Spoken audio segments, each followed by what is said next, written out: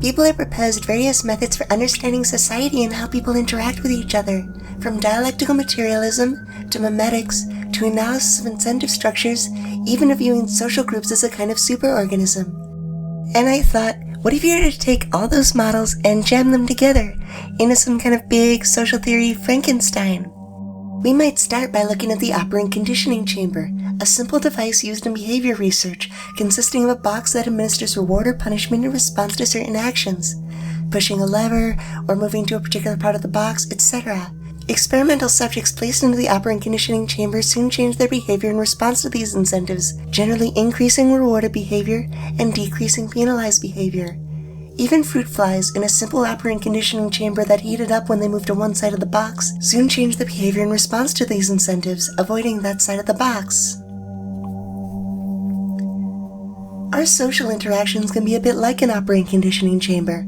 Our actions are either rewarded or penalized by those around us, through everything from subtle expressions of approval or disapproval to more overt forms of reward and penalty, and soon our actions shift in response to this. How our actions are incentivized or disincentivized is affected by the memes that people around us carry. Memes not in the lolcat or SpongeBob sense, but in the older sense of the term. An element of a culture or a system of behavior passed from one individual to another. How the people around us will respond to our actions is shaped by their moral beliefs, their political beliefs, religious beliefs, etc. These collections of memes, or memeplexes, often contain a list of do's and don'ts, and people carrying these memes will incentivize or disincentivize our actions according to these scripts. Sometimes people create their own value systems, but usually people just pick up the value systems they're immersed in by their community through osmosis, or join the communities because they find their value system appealing. But all value system memeplexes were created by someone at some point to serve someone's material interest.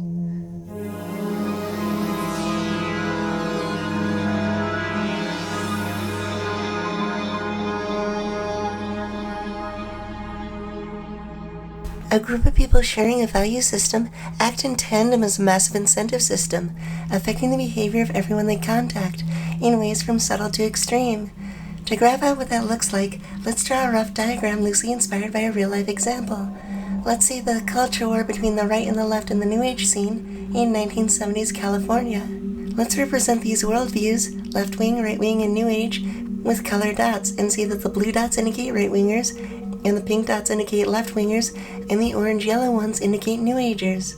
And then from there, draw arrows to indicate the influence that people have over each other, with the size of the arrow indicating the degree of influence one person has on the other, and the color of the arrow representing which value system is guiding how they incentivize or disincentivize behavior, whether they're following the values of right-wing politics, left-wing politics, or the New Age scene and how they reward or penalize the actions of that person. With some of these relations, we can see same-size arrows pointing back and forth, indicating roughly equal mutual influence, while in some cases, one arrow is much larger, or there's only one arrow pointing in one direction. This indicates cases where the power is more imbalanced. For example, your boss has significant power to reward or punish your actions, while your own power to reward or punish your boss's actions on your own is negligible, and remains so unless you act in tandem with your fellow workers, thus changing the dynamic. The social incentives which an individual receives, the social reality that they experience, in other words, is determined by their relation to the people around them, and the set of social incentives one person receives will be radically different from that of another.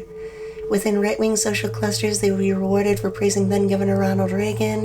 In left-wing social clusters, they will be rewarded for opposing the Vietnam War. In New Agey social clusters, they will be socially penalized for expressing disbelief in crystal healing, and so on. These rewards likely taking the form of things like praise and increased social clout, and the social penalties likely including being mocked, scorned, or even shunned. And of course, within each of these clusters, we could hypothetically break them down into subclusters to indicate different factions within them. But while this is a very simplified diagram, this works as a loose rendition of how communities interact. People with shared beliefs cluster together and influence each other and the people they're socially adjacent to according to those shared values, and in doing so they coalesce into collective incentive systems which shape the behavior of everyone they come into contact with. Now, the relation between incentives and behavior is not always straightforward. For example, an intended penalty might act as a reward for a person who enjoys negative attention, but behavior is always inevitably affected by and contextualized by these incentives. From this angle, social groups which coalesce around memeplexes like this appear as almost a kind of collective organism, with each person being a cell in a body of some kind of massive behemoth, the memeplex serving as its genetic code and the incentive serving as its nervous system. Let's call these collective organisms social currents, building off the sense of the word current meaning particular ideas, opinions, or feelings being present in a group of people, but also referencing its more common usage as referring to a current of water, or an electrical current coursing through conduits. Most social phenomenon can be described in these terms: groups of people acting in tandem to incentivize and disincentivize behavior according to a mimetic script. From political movements to religions to cults to ethical philosophies to governments to corporations and even artistic movements, all of these can essentially be thought of as different varieties of social current. And there can also be social currents within social currents. For example, all corporations are subcurrents of the supercurrent of capitalism, which is the prevailing hegemonic economic current at this time. The incentives used by social currents include everything from material incentives like money to expressions of approval or disapproval from peers to legal punitive measures like imprisonment. Even our internal feelings of guilt and pride are ultimately based on the value systems we picked up through social interaction, and thus are just another form of incentive that currents use. We could also roughly sort social currents according to the categories of economic and ideological, or, in Marxist terms, base and superstructure. These both overlap and have a reciprocal relationship, of course, but there is a definite divide between social currents which incentivize mostly through material economic means, like corporations. Let's call these economic or base currents, and social currents which incentivize behavior through more subtle ideological and personal means, such as political ideologies and religions. Let's call these ideological or superstructure currents. Often, there will be a superstructure current which emerges out of a base current, or a base current which emerges out of a superstructure current. Consider the mission statement of the ethos of a company as a superstructure current emerging out of a base current, or a boycott organized by a political group as a base current emerging out of a superstructure current. Or, for a more complex example, the food program run by the Black Panthers, a base current emanating from a superstructure current, which, had there been a successful revolution, might have evolved into a larger and more complex base current, a socialist economy.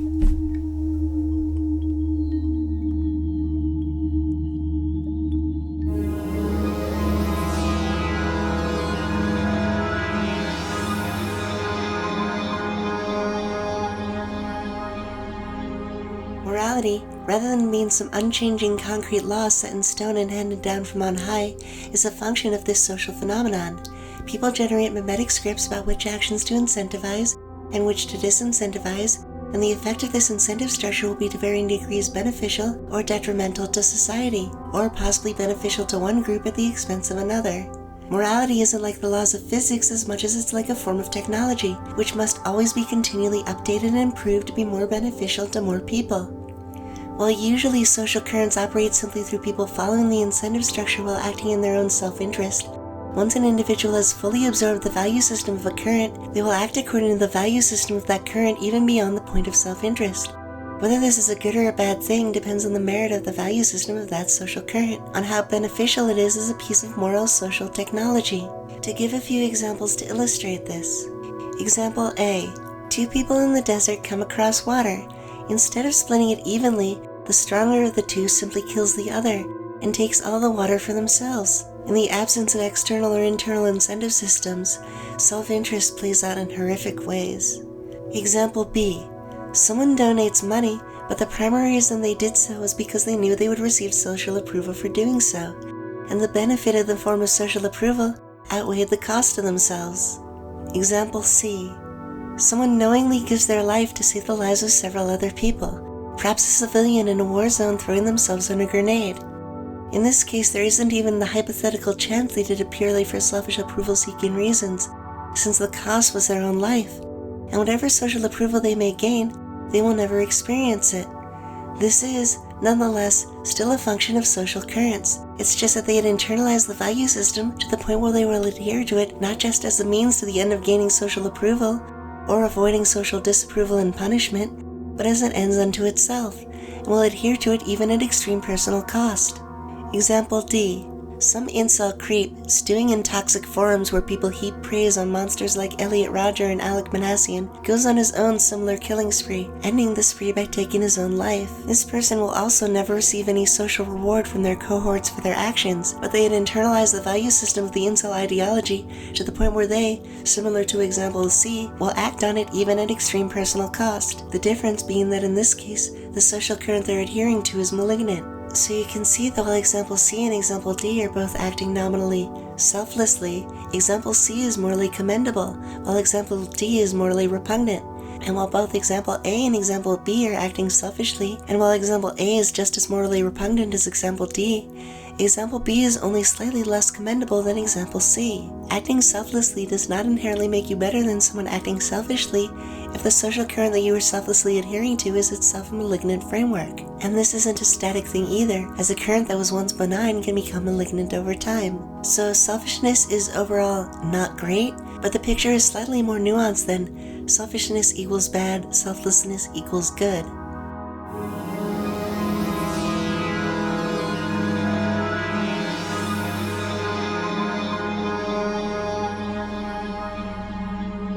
In practice, social currents tend to have a certain anatomy. Already in this diagram here, we can see the different currents portrayed have clusters within them, as well as a noticeable edge. Let's outline those to bring them into clearer focus.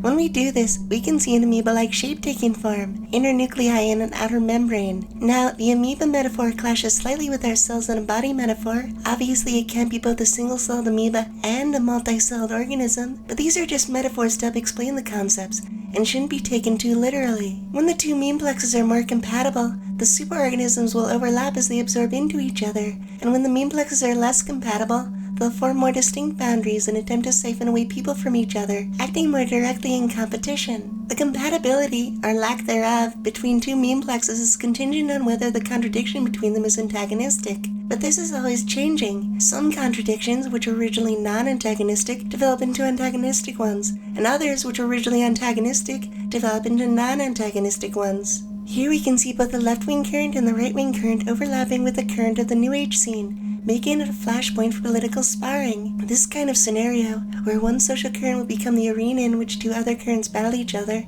is fairly common, and in fact the culture war between the right and the left within the New Age scene in the 70s is mirrored today by culture war skirmishes between the right and the left within the Norse neo-pagan scene. Social currents have a tendency to place parts of the meme plex which are more appealing to outsiders on the external membrane, and to place parts which are more alienating to outsiders closer to the nuclei. Scientologists don't exactly tell people about all that sinew stuff right off the bat, you feel me? The Mormons actually have a term to describe this strategy: milk before meat.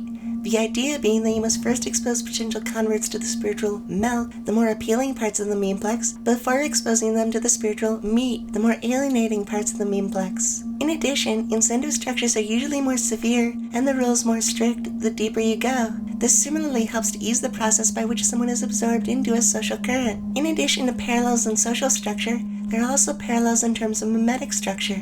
For example, the meme plexes of most social currents have as their foundation an analytical framework for understanding the world, which acts as the reasoning behind why certain acts should be incentivized or disincentivized. This analytical framework will often include parsing people into descriptive categories. People within the current will not only parse others in these terms, they'll parse themselves in these terms as well, and thus the analytical framework will become closely tied to their own conception of self. Since the analytical framework becomes a lens through which people within the current perceive both the world around them and themselves, in addition to being currents of incentives, social currents are also currents of perception. Generally, there's a strong correlation between the efficacy of a social current and the degree to which its analytical framework accurately reflects material reality.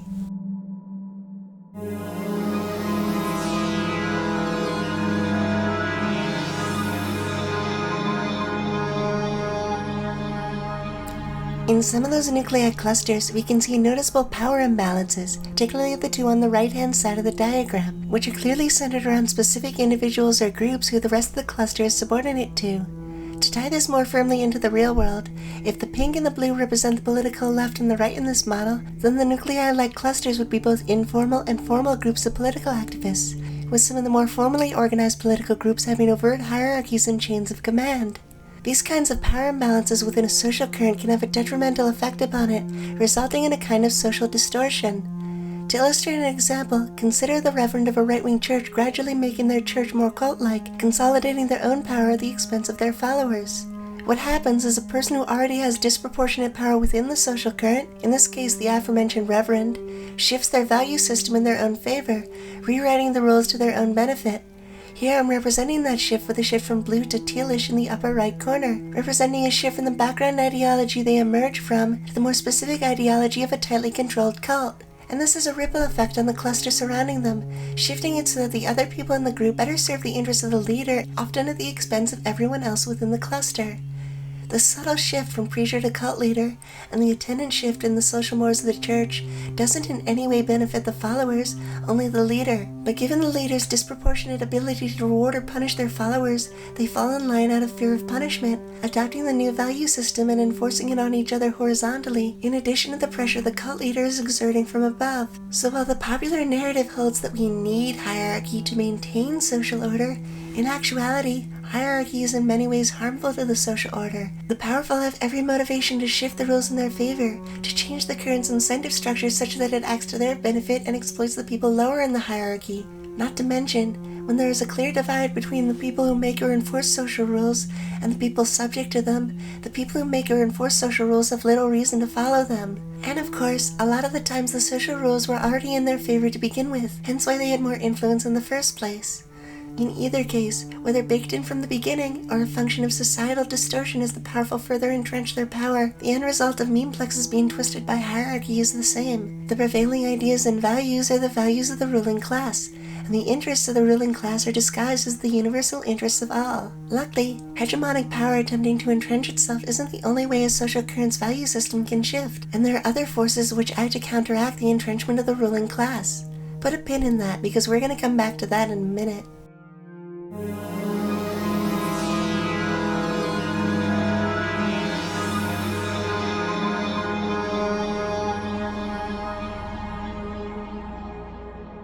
There's also another type of cluster within the social currents in this chart, and that's clusters of people who have become dissatisfied with the status quo of the social norms of the current they're within. Let's highlight those in gray. These pockets of dissatisfaction generally emerge in response to legitimate grievances with real problems in the value system of the status quo, though they can also occasionally be founded on illegitimate grievances, like that of a formerly ruling class losing their power. Often these problems in the value system are tied in the kind of exploitative hierarchies I mentioned earlier.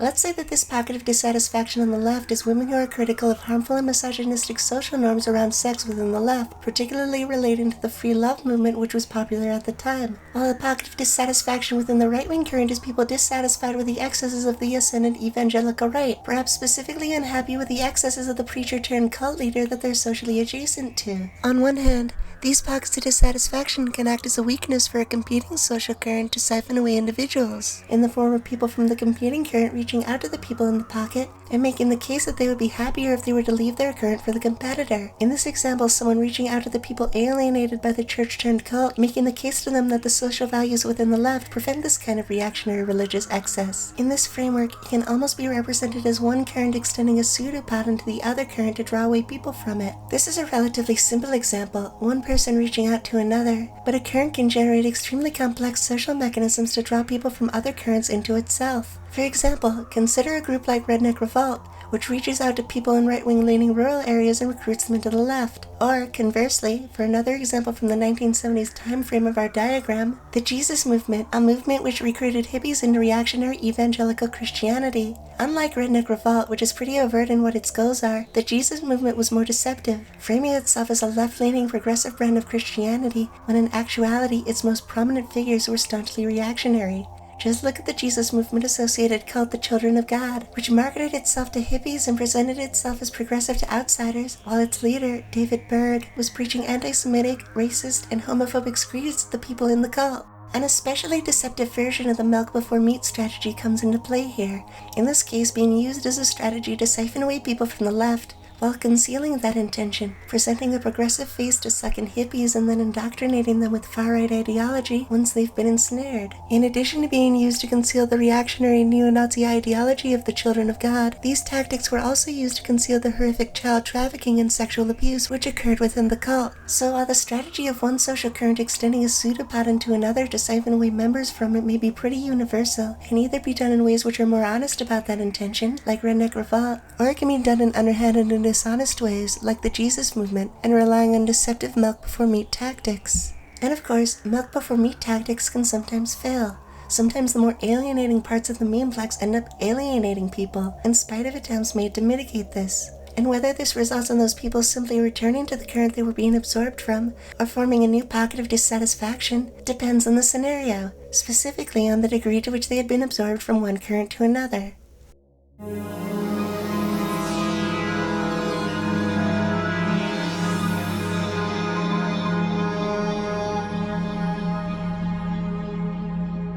While these pockets of dissatisfaction can act as a weakness for another current to leech off of, on the other hand they can also act to generate a corrective force, as people in these pockets who have been harmed by the existing social norms of the current they're in create a new value system in response to their material needs. So for example, as mentioned earlier, this pocket of dissatisfaction in the diagram represents women who had been harmed by the dysfunctional social norms around sex in the 60s and 70s radical scene, and this spurs them to create critiques of the free love ideology which was prevalent at the time, these critiques later forming into what would be described as sex-negative feminism. In this diagram, this is represented by the gray pocket of dissatisfaction becoming a new internal social current, which acts in opposition to the current surrounding it on the point of contradiction, in this case the social norms around sex on the left, while still acting in tandem with it on the larger scale. Here, the red current within the pink current represents sex-negative feminism within the larger context of the free love ideology which prevailed in much of the left. This internal current spreads within the social current surrounding it, absorbing people who resonate with their critiques of the social status quo, eventually dispersing and incorporating itself into the larger surrounding current. In the classic dialectical materialist model, the first current is the thesis, then the new current growing out of the pocket of dissatisfaction is the antithesis, then they synthesize into a new social status quo, and this will inevitably have its own flaws which will create new pockets of dissatisfaction, and the process repeats. For example, as pertained in this diagram, the problems inherent in the 1960s radical scene's social norms around sex was the flashpoint for the development of feminist critiques of sex and porn, and then the flaws inherent within the sex-negative framework spurred sex-positive feminist critiques, and then the flaws within the sex-positive framework spurred a new wave of sex-critical feminism, and so forth, this back-and-forth dialectic working to shape the social norms around sex within social spaces on the left. Now, I'm sure some would argue that in the back and forth between sex negativity and sex positivity, one of the two was reactionary, and emerged to retain the privilege of an oppressive class and undo progress. However, I think both sex positivity and sex negativity, and the back and forth dialectic between them, all played a progressive role in improving the social norms around sex within the left. This pattern, in which people disenfranchised by the current value system create a new value system, which spurs action which shifts social norms to better accommodate people's needs, is visible everywhere. Revolutionary action by the oppressed against the status quo is not only a force in driving social and moral advancement, it's the primary force, the process by which one morality supplants another, repeating over and over throughout history. This is where we come back to that pin from earlier. This is the social process which acts to counteract the entrenchment of the ruling class. Another example where we can see this pattern playing out is in the field of LGBT rights, where homophobic and transphobic laws and social mores, which are a harmful incentive system which unnecessarily punishes benign behavior, spurs the emergence of the LGBT rights movement, as the people harmed by homophobic and transphobic social mores and laws join together in radical action to change them, by forming new social incentive systems which act to counteract harmful homophobic social systems by penalizing homophobia. History is class struggle, and class struggle plays out in the struggle of clashing incentive systems. Or, for an example on a larger scale, consider the way feudalism was supplanted by liberalism and capitalism, particularly around such flashpoints as the French Revolution. So you can see that this dialectical pattern can take many different forms, and while sex-critical feminism and sex-positive feminism both acted internally within the left, the contradiction which spurred the decline of feudalism was more severe. Similarly, at this point it's necessary for capitalism to be supplanted by an entirely new economic current. The contradictions at play here are too severe to be resolved through a more subtle internal dialectical process. The prevailing system of morality will need to be supplanted by a new proletarian morality.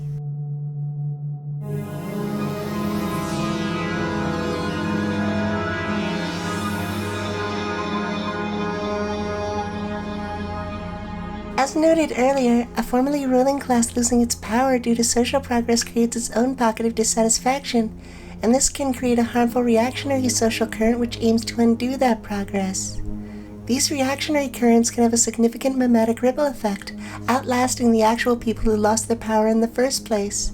For example, the reactionary current which emanated from the aristocracy and monarchy losing their power after feudalism declined was so significant that it continues to this day. The central narrative of monarchist reactionaries in the wake of the decline of feudalism was that progressivism and democracy were an evil, sinister force, and that Jewish people, Freemasons, and the Illuminati were behind them, especially in relation to the French Revolution. Reactionaries resort to these kinds of absurd narratives precisely because they fail to understand exactly the kinds of social processes I'm explaining here. If they did, they would realize that the decline of monarchism and feudalism was an inevitable result of the cruel abuses of power by monarchs and the inherent flaws within feudalism as a system. As you've probably already noted, this anti-Semitic and anti-Masonic narrative continues to play a central role in reactionary movements to this day, from fascism to neo-reaction, though some original flavor Moldbug-style neo-reactionaries attempted to swap out the Judeo-Masonic conspiracy theorism for a sinister Calvinist conspiracy. The Illuminati in reality was a short-lived Enlightenment-era discussion group founded by Adam Weishaupt, but then some deranged pro-monarchist priest named Augustin Barruel accuses them of having caused the French Revolution, and from there, the telephone game of the Memetic ripple effect exaggerates the Illuminati into the ultimate shadowy boogeyman in the reactionary narrative.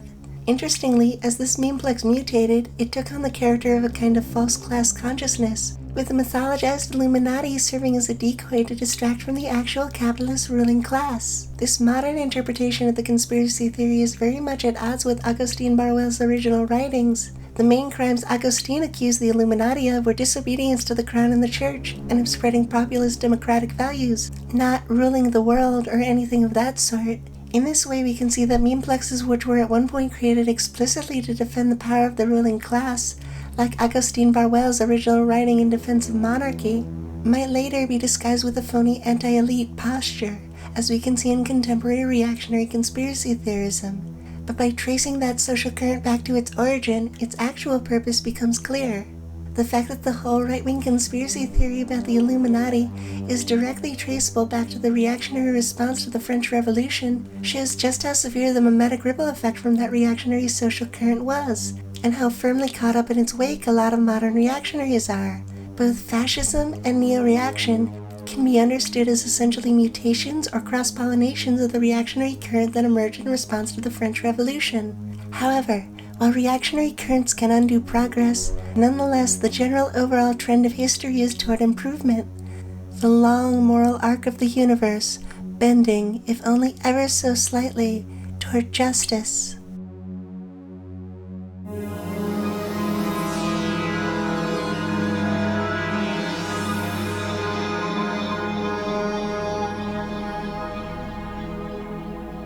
How do you create an incentive system without that incentive system creating a power imbalance between those it rewards and those it penalizes? It's a difficult question with no easy answer, but it exposes the reality of what the connection between social order and hierarchy actually is. Rather than hierarchy being the foundation upon which social order rests, hierarchy is more accurately a toxic byproduct of social order, which, if not minimized and corrected through revolutionary upheaval, will eventually corrupt and twist the mechanisms of social order until they exist only to serve the needs of the powerful at the expense of the powerless. Of course, this may drive some to say that social currents and incentive structures are inherently evil. They might say, we must cast off all binds that might shape our behavior, destroy all authoritarian social mores, reject all coercive social systems, and embrace individualism fully, etc. They might also tell you that you're spooked and tell you to read Sterner. Here's the thing though. Anytime you have people in a group where some of them have shared beliefs about right or wrong, these kinds of social incentive systems are going to emerge. The only way to prevent these social structures from forming would be to somehow stop people from having or sharing ideas about right and wrong, or to prevent them from doing anything which might in some way encourage or discourage the actions of another. But how would you do this without in some way disincentivizing those behaviors, and thus acting as an incentive system yourself? It's the inescapable problem which any philosophy which treats absolute total freedom as its terminal value inevitably runs into. It always results in the same absurd culmination: the creation of a restrictive set of rules to prevent anyone from imposing any rules. And more importantly, even if it were somehow possible to meaningfully abolish all incentive systems, this would not in actuality be a desirable outcome. As demonstrated in Part 3, the absence of any incentive system is just as horrible as even the worst social current. It is, of course, important to fight against excessive punishments or unnecessary or overly strict laws and social codes, but we shouldn't fall into the trap of assuming the very concept of having social codes is inherently negative. The goal shouldn't be to utterly abolish all social incentive structures entirely, but rather to correct what is broken, to replace harmful incentive structures with beneficial ones, and to improve upon the social technology of ethics. In short, to drive the great revolutionary dialectical engine at the heart of history and morality always forward toward apotheosis.